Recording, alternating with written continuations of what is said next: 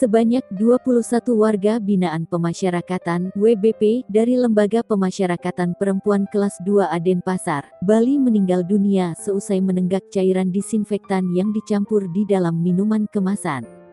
Dari 21 orang tersebut, 1 diantaranya meninggal dunia.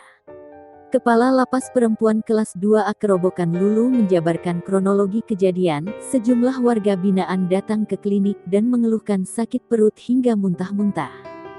Dokter lapas mulai curiga. Seorang WBP kemudian mengaku ke dokter dirinya menenggak disinfektan yang dicampur di dalam minuman sari buah jeruk.